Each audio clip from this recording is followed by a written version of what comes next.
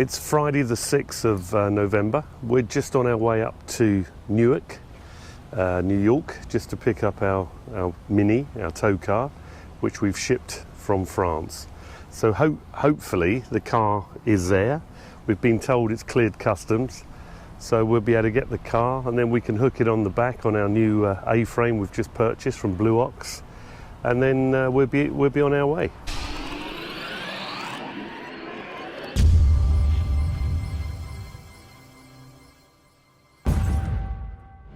I'm at the port to collect the car down in Newark, and the first half of it was all fine. I gave the paperwork in, everything was fine. Then I met some stroppy clerk that basically was more interested in texting his girlfriend or whoever he was texting than processing my paperwork.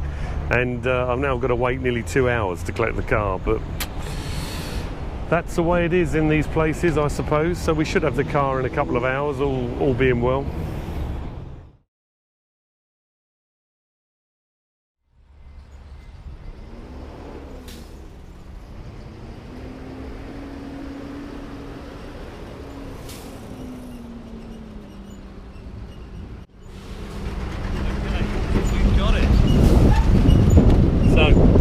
Home now with the car, so only about a day wasted getting the car, but there you go. Okay, we're just leaving the docks. Car is absolutely filthy, as you would expect. Don't know where we're going. We're following Val. He's been very good enough to bring us and wait for us for about 3 hours.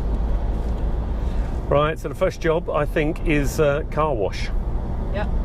Or maybe a coffee on the way back, just to de-stress. Look at that plane coming in. The port is literally one road away from the main runway at Newark International. So you literally got the runway one side and the docks the other. So it's quite a good setup for us. Seemed to work.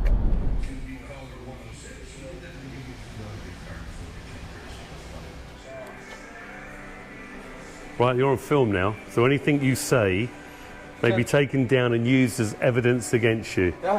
So here I am in a garage in New Jersey with the Jersey boys, Dan and Brian.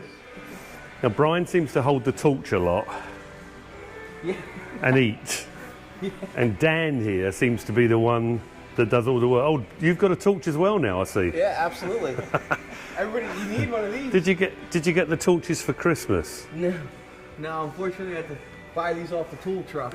Good old Snap-on. Now they're actually fitting the Air Force One system to the Mini, so we can have proportional braking, apparently. That's what it says on the box.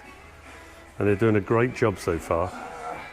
Although they tell me there's no guarantee. The guarantee is the moment I drive out the forecourt. It's it. We'll give you the brake light warranty. No, so I'll report back in a minute when they've got a bit further. Is Dan asleep on the job, obviously? Dan, you're meant to be working there, not sleeping. What's happening? That's what happens in America. You get paid to sleep. And this guy's still got the torch. Oh no, you put your torch down now, have you? I did, yes. So they fitted the control unit here. They're going to run some airline now. And Dan's doing the inside job on the pedals. So hopefully today we could be able to drive the car out, hook it up to the RV with a full working proportional braking system. Although now I've seen the way these guys work, I'm not sure that's going to happen. Seem to be cutting a lot of my cables there on the car. Is that normal? Yes, sir. It is. Perfectly normal, according to the instructions. So when I put the wipers on, the indicators will come on? Yep. See, the beauty of the Mini, it's already got the base plate fitted, ready to hook up, and the electrics. That's why we shipped it over. And that's the air hookup for the air brakes. Yeah, you can want to take. So the guys are just finishing up wiring the unit. Obviously, we've got to get it right because it'll work the opposite way. And the breakaway isn't like the old breakaway system. This breakaway it's got power running to it, and it runs a compressor pump, so it's a completely different set of wiring. But we are using the old breakaway switch just to save a bit of time. So I reckon the Mini within the hour should be fixed and ready to go. And then we just have to work on the RV side of things.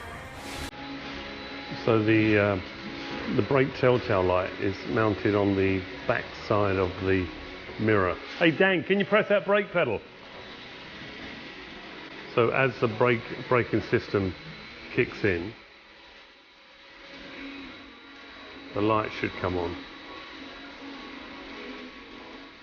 So I'll be able to see that from the rear camera of the RV.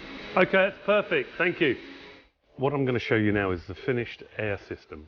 This is the system that hooks up to the car.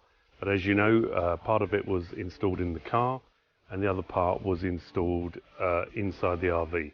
I'm going to lift up the cover to the engine so you can see how we did the installation on the RV.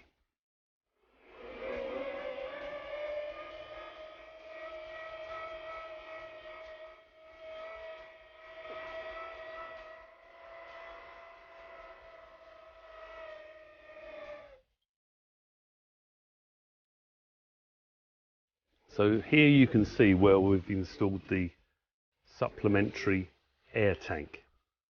And basically there's two lines here and here that are from the vehicle's braking airline system, and the lower tube basically feeds the car. So we plug the electrics here and the air system here. We prefer to use the Blue Ox A-frame, and this is a brand new model. This A-frame basically allows you to disengage the car even if the car's not straight and not level.